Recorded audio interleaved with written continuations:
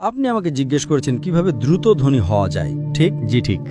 সেরা সমাধান 5 ওয়াক্ত সালাত আদায় করুন আর ফজরের আগে 2 রাকাত সুন্নাত মিস করবেন না। জানেন কেন? মানুষ যখন বিশ্বের টপ 10 জন ধনী ব্যক্তির লিস্ট করে, যুবক মানুষেরা। থামুন থামুন ভাই, আমাকে উত্তরটা দিতে দেন। আমি উত্তর দিচ্ছি, আপনি বলছেন যুবক মানুষ। যুবক মানুষেরা, আমি উত্তর দিচ্ছি। আপনি কি জানেন শীর্ষ 10 জন ধনী ব্যক্তির তালিকায় 4 নম্বরে বিল গেটস, 3 নম্বরে জেফ বেজোস, 2 নম্বরে এলন মাস্ক, 1 নম্বরে কে? একজন মুসলিম যে ফজরের সালাত এবং সুন্নাত আদায় করে, সে এদের চেয়েও ধনী। কারণ নবী সাল্লাল্লাহু আলাইহি ওয়াসাল্লাম বলেছেন যে ফজরের 2 রাকাত সুন্নাত পৃথিবী এবং এর মধ্যে যা কিছু আছে তার চেয়েও বেশি মূল্যবান।